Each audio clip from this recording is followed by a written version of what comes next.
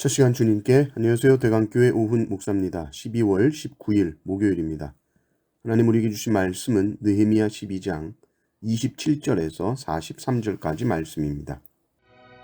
예루살렘 성벽을 봉헌하게 되니 각처에서 레위 사람들을 찾아 예루살렘으로 데려다가 감사하며 노래하며 제금을 치며 비파와 수금을 타며 즐거이 봉헌식을 행하려 하며 이에 노래하는 자들이 예루살렘 사방들과 느도와 사람의 마을에서 모여들고 또 백길갈과 게바와 아스마의 들에서 모여들었으니 이 노래하는 자들은 자기들을 위하여 예루살렘 사방의 마을들을 이루었습니다.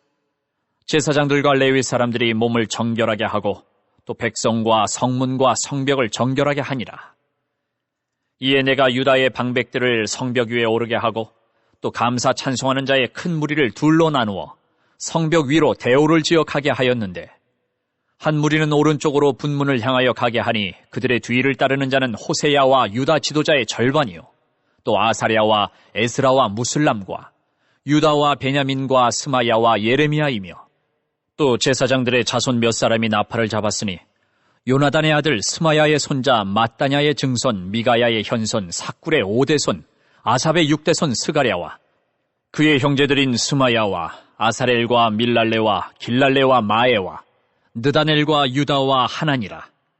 다 하나님의 사람 다윗의 악기를 잡았고 학사 에스라가 앞서서 샘문으로 전진하여 성벽으로 올라가는 곳에 이르러 다윗성의 층계로 올라가서 다윗의 궁 윗길에서 동쪽으로 향하여 수문에 이르렀고 감사 찬송하는 다른 무리는 왼쪽으로 행진하는데 내가 백성의 절반과 더불어 그 뒤를 따라 성벽 위로 가서 화덕 망대 윗길로 성벽 넓은 곳에 이르고 에브라임 문 위로 옛문과 어문과 하나넬 망대와 함메아 망대를 지나 양문에 이르러 감옥문에 멈춤에 이에 감사 찬송하는 두 무리가 하나님의 전에 섰고 또 나와 민장의 절반도 함께 하였고 제사장 엘리야김과 마아세야와 미냐민과 미가야와 엘요에네와 스가랴와 하나냐는 다 나팔을 잡았고 또 마아세야와 스마야와 엘르아살과 우시와 여호하난과 말기야와 엘람과 에셀이 함께 있으며 노래하는 자는 크게 찬송하였는데 그 감독은 예스라히야라. 이날에 무리가 큰 제사를 드리고 심히 즐거워하였으니 이는 하나님이 크게 즐거워하게 하셨습니다.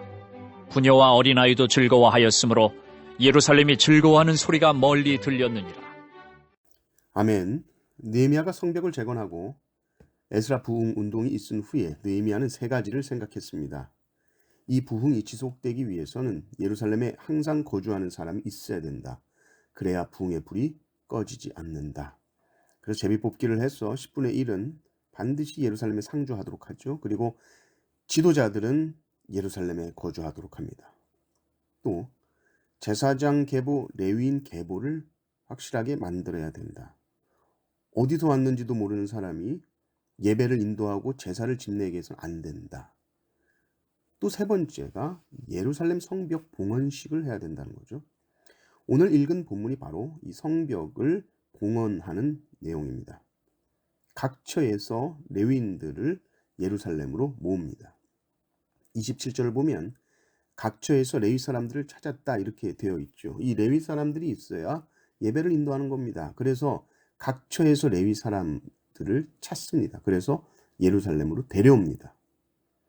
이제 예루살렘에서 많은 악기의 연주 소리가 들리고 즐거운 마음으로 봉헌식을 하게 되는 것이죠.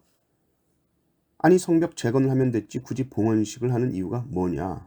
왜 노래하고 악기를 연주할까? 이 모든 일을 누가 하셨는지 백성들이 분명하게 인지해야 하는 것입니다. 이 성벽 재건, 이스라엘 회복, 이 모든 일을 누가 한 거냐? 느헤미야, 에스라가 한 거냐? 아니다. 하나님께서 하셨다라는 것을 고백하는 시간이 반드시 필요하기 때문입니다. 주님께서 이 모든 것을 이루셨습니다. 그래서 무리를 둘로 나눠서 한 무리는 오른쪽으로 돌고 한 무리는 왼쪽으로 돌면서 하나님을 찬양합니다. 그러니까 온 성을 돌아다니면서 노방 찬양이죠. 온 성을 두루 돌면서 백성들을 향해 외치며 찬양하는 것이죠. 기억해라 이 모든 일을 하신 분은 바로 하나님이시다. 그리고 예루살렘 성 안에는 큰 기쁨으로 가득 차게 되었습니다. 하나님을 찬양하는 소리가 온 성에 울려 퍼지니 당연히 큰 기쁨으로 가득 차게 되는 것이죠. 43절을 보십시오. 이 날에 무리가 큰 제사를 드리고 심히 즐거워하였으니 이는 하나님이 크게 즐거워하게 하셨습니다. 부녀와 어린 아이도 즐거워하였으므로 예루살렘이 즐거워하는 소리가 멀리 들렸느니라. 즐겁다는 말이 한 절에만 4번이 나오죠. 그러면서 마무리가 됩니다. 큰 제사를 드리고 심히 즐거워하였다. 근데 그 기쁨은 어디로부터 온 기쁨이라고 합니까? 이는 하나님이 크게 즐거워하게 하셨습니다. 이렇게 나옵니다. 하나님이 크게 즐거워하게 하셨다. 그냥 조금 즐겁게 하신 것이 아니라 크게 하나님께서 우리를 즐겁게 하셨다. 그러니 무리가 심히 즐거워하죠. 여러분, 참된 기쁨과 즐거움은 반드시 하나님으로부터 오는 것입니다. 우리는 즐거워하고 싶죠. 웃고 싶죠. 기뻐하고 싶죠. 그래서 우리는 여기저기 기웃기웃거립니다. 그러다가 조금이라도 나에게 뭔가 기쁘게 해줄 것 같고 재밌을 것 같고 즐거움 줄 것 같으면 거기에 자리를 잡죠. 그러나 하나님으로부터 오는 기쁨이 아닌 하나님 외의 기쁨은 쉬이 사라집니다. 우리의 삶에 주님이 기쁨의 근원이 되실 때에만 그 기쁨은 마르지 않는 것입니다. 세상이 무너져 내려도 기뻐할 수 있는 영원한 기쁨입니다. 또 부녀와 어린아이도 즐거워했다. 예루살렘이 즐거워하는 소리가 멀리 들렸다. 그러니까 이 기쁨은 느헤미야, 에스라 같은 지도자들, 레위인 제사장들 같은 부류만 기뻐했다는 게 아닙니다. 우리가 이렇게 계획했는데 잘 성취가 됐구나. 그래, 지도자층만 즐거워한 것이 아니라 가장 연약한 자들로 분류되던 부녀와 어린아이들이 즐거워했다는 것은 백성 전체가 한 사람도 빼놓지 않고 기뻐했다는 것입니다. 이 즐거워하는 소리가 멀리 들렸다. 모든 백성들이 한 마음으로 즐거워했다라는 것입니다. 하나님이 주시는 기쁨은 이렇습니다. 어떤 한 사람도 소외시키지 않고 모두에게 즐거움과 기쁨을 줍니다.